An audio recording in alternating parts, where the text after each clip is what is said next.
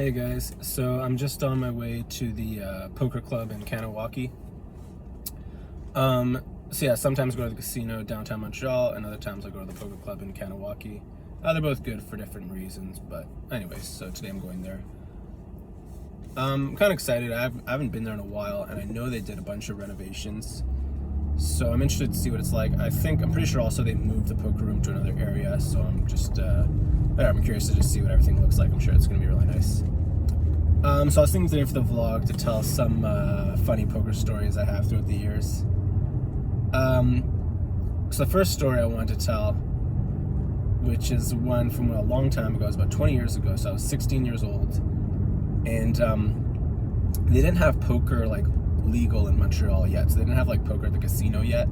So in general, if you wanted to play live poker like in an organized format, it was at these like underground poker clubs that were like, technically illegal because they were taking a rake, but whatever, it wasn't that bad. But I guess they were kind of sketchy because I know some of them got robbed and stuff. But anyways, so these underground poker clubs, and I remember I went when I was 16, and I had like a fake ID with me, but they didn't even card you because they really just didn't care. They were just happy as long as you were there with some money. So anyways, so I was there, I was 16, I was playing like a 1-2 game, and there was these two guys who were all in pre-flop, right? So they both flipped their hands. One guy has the 10 of diamonds, the 10 of hearts, and the other guy has the 7 of spades, the 7 of clubs. So the board runs out, and then the river comes the 7 of spades. So everyone's going all crazy, saying like, oh, what a bad beat. The pot was $500, pretty big. And people are saying like, he rivered the 7. And I'm just sitting there, I'm like looking at the table. I'm just like, man, this guy's 7 of spades, 7 of clubs. And like the river came the 7 of spades. And I just say like, hey, am I like the only one that's like seeing 2 7 of spades on the board right now? And then everyone just looks and they realize like, what the fuck? And then, so what happens in the end was the guy with pocket 10s got to win the hand, like to win the pot, and the guy with pocket 7s ended up getting his money back. And they made the dealer pay out of his pocket, pay the guy with pocket 7s like $250. Yeah, so I guess the dealers, they were in charge before each of their shifts to have a fresh deck ready to go, and they had to count the deck and make sure it was good. But yeah, I'm pretty sure this dealer was drunk or whatever, probably pretty sleep deprived or something. He clearly didn't count his deck, because I think those ended up being 56 cards in the deck, so pretty hilarious. And yeah, I didn't think that was really funny. I've also thought it was funny that no one else realized,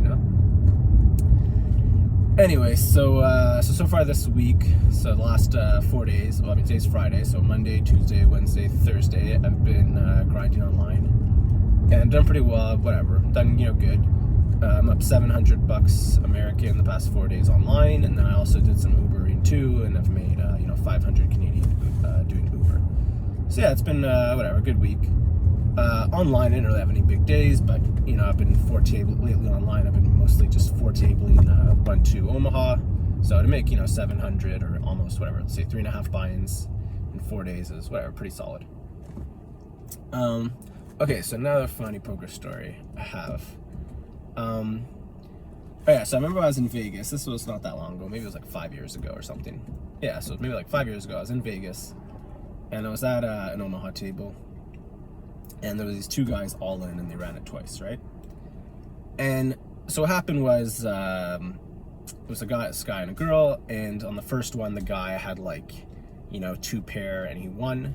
And on the second one, again, the guy had 2 pair, but this time the girl had a straight, so the girl won, right? But their hands are flipped, and they have no idea who won both runs, so they think the guy thinks he won both. The girl's not sure. Clearly it's a chop, but they can't tell. Usually in these situations, I just don't say anything. Even though their hands are tabled, I just figure, all right, this pot's between these two people. If the person with the winning hand can't figure it out, that's on them, that's their fault. And it's pretty funny too, especially in Omaha, often the dealer has no idea who has the best hand. He just deals the cards and just kind of sits there. And sometimes he'll kind of wait to see who kind of, tells the dealer to give the pot to them. So the dealer's just kind of sitting there and not really looking. The players at the table also seem to have no idea. They're also trying to figure out who won each hand. So the guy's kind of saying he scooped and the girl's not sure. But from my view, it's clearly a chop because the girl has a straight on the second and the guy has 2 pair and 2 pair on both. So anyway, so yeah, usually I wouldn't say anything, but now it's time started to pass, And not that, in Vegas, you don't even pay rake, you pay time, right? So in Vegas, you like pay $7 and then you get hands for half an hour, right? So, I mean, ideally, you want to, like, you know, get as many hands as possible. If you're paying $7, you're hoping to see the next half an hour, you're hoping to see, you know, maybe 15 hands, right? So if you only get like 10 hands, it's kind of crappy. So anyways, I'm just like sitting there, I'm just like, man, how long am I just like supposed to like say nothing? Like, this is like so dumb, you know? So anyways, a few minutes pass, and then eventually, like, they're still like debating who won the hand. So eventually I just like step up and I just say something, which like, the guy has 2 pair on the first, he wins. The girl has a straight on the second, she wins. And I just like make it really clear to everyone. So then they just like, you know, chop up the pot. And the guy's like all mad at me. And the girl's all just like, oh, thank you, sir, thank you. Like, as if I did her some like huge favor. I'm just like, oh, it's just like so dumb. I don't know. I feel like in live Omaha, you often just get stuff like that a lot, where like nobody knows like what their hand is.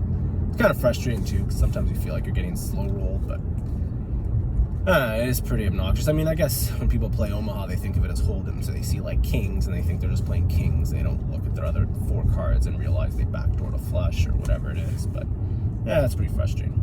Yeah, another thing too, I think in poker, like, I don't know, I mean, I've noticed, like, so in tournaments, obviously when people are all in, they both show their hands. In online tournaments and cash games, when people are all in, they both show their hands. So I don't know why in like live cash they haven't implemented that rule, right? So they often, you have 2 guys all in and they'll both just keep their hands down, like face down, and just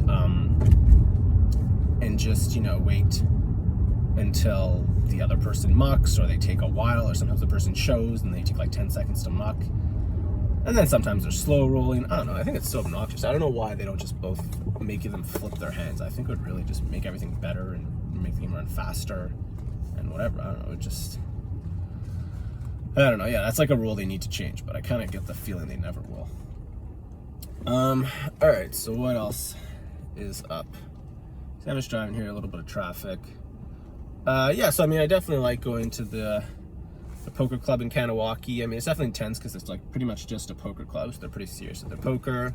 They like, you know, they clean the chips a lot. They clean the cards. The dealers deal real fast. So it's like a really like nice kind of professional experience. And yeah, it's a good time. Yeah, and it's about a half an hour drive from my house in Montreal, so it's not bad. What else? Oh yeah, I saw this video. I mean, this is a different subject, but I saw this video online. I wanted to like give my response to. So I was watching some video, and some guy, he was talking about, he was in the construction business or some crap, and he was saying how he used to build man caves for like I mean, say he would go to someone's house for some guy, and he'd build him like his like man cave in the basement or something, right? And the guy would say to him like, oh yeah, this is gonna be my man cave, and he would say how it's like all cool. And then the guy was saying like, oh, it's so dumb, like when I have my house, like the whole house is gonna be like mine. I'm not gonna have just like one room. And you know, like, and let the wife like have the house, you know, like I bought the house, it's like I'm not gonna just have like my only man cave, that's it. And then I thought about what he was saying, and yeah, I pretty much just like disagree. I mean, this is what I was thinking, like, so I remember when me and my wife, we went shopping for houses, like, you know, and we went to get our house. So we went to look at a house, and it was like, you know, 3 bedrooms, 2 bathrooms, and a garage. I was like, all right, we go to the next house. 3 bedrooms, 2 bathrooms, a garage. I'm like, okay. We go to the next house. 3 bedrooms, 2 bathrooms, a garage. I'm just like, baby, these houses are all the exact same. And she's like, oh, no, they're not. They're like so different. I'm like, yeah, I can't like do this anymore. Like every house is the same. I'm like, this is just like too boring for me. I'm like, from now on, just like do this on your own. Like look at the houses on your own, or go to the open houses on your own. And then like when you find a house you like let me know, you know? And then I thought about it too, like, you know, as like a kid, like I was always playing with like, you know, Hot Wheels, or I had those like model cars. I remember I had like, you know, I had like a 1957 Corvette, and I had like Dodge Vipers and Ferraris and stuff like that, right? And then like girls, you know, they're playing with like doll houses and stuff, right? So I'm just like, yeah, I feel like the house is really just like a thing for like women. It seemed like women go crazy for houses. And I'm just thinking like, yeah, so like when I got a house and everything with my wife, like I had like no desire to like have every room the way I wanted. Like I kind of agree with the whole like man cave thing. Like, yeah, just as long as you have like one room like to yourself, where, you know, you can just be like kind of messy and whatever, you watch the football game and throw darts or whatever you want to do. Like, yeah, I can understand that, but the rest of the house should probably be for the wife. Like, let her just like do her thing and, you know, fix it up the way she wants. Obviously, like, you don't want it to be like too girly or anything, but let her, I mean, I don't know, like a house is for like the woman. Let the woman make the house. And And then hopefully the guy has some like car that he really loves to drive. Like myself, I love driving my car, Lincoln Continental. But yeah, so I definitely disagree with that thing on YouTube about the guy saying like, the whole house is gonna be mine, like the wife's lucky. And I'm just like, nah, the house should be the wife's. One room is fine. I don't know what kind of guy needs a whole house to, like, no guy wants to decorate a house and shit, so I don't know what he's talking about. Alright. What else? Just driving here. Oh yeah, nothing. I've been following, I follow boxing a lot. And there's some interesting fights coming up. I mean, so next week there's the Fury and Usyk fight for the heavyweight championship, so I'm pretty excited for that fight. And I'm thinking I'm probably gonna bet over like 10.5 rounds. I mean, assuming that fight goes the distance, I don't really see either fighter knocking out the other guy. I mean, Usyk's a lot smaller, so I don't see him knocking out Fury. And then Fury also, he's not someone that really goes for knockouts. He's not someone who who plants his feet and loads up for big punches. I mean, he's more kind of a conservative boxer guy. And I don't know, Usyk's very good defensively, very responsible defensively. So I can't see, I mean, I'd be pretty surprised. I might even be surprised if there's any knockdowns. So yeah, I think the fight probably goes the distance. I guess I'm going to bet, instead of betting the distance, I'll just bet probably over 10 to be safe. So yeah, I'll bet that. And then I'm also interested too, the fight coming up in July with Tyson and Jake Paul. That's kind of interesting. I mean, at first when I heard about that, I was thinking, I'm like, oh, I'm going to bet on Tyson. And when I saw he was like a 2-1 underdog, I thought that'd be like a good bet. But I don't know, whatever. He is 58 years old and everything, so maybe not. But there's part of me that feels like if you did bet on Tyson, it could kind of be a free roll, because you feel like either Tyson's going to win with like a knockout, or maybe it'll be a draw, considering it's just like 8 rounds, and they're really going to give 5 rounds to Jake Paul. So yeah, I don't know. Maybe I will bet something on Tyson, but I don't know. I can't imagine betting too much, just because it's Tyson's 58. But alright, anyways, that's all really for today, guys. So I'm off to the poker club. I should be there pretty soon. Excited. Hopefully I can run well. I'll let you guys know in the comments how I do. And yeah, that's all for now. Alright, see you guys.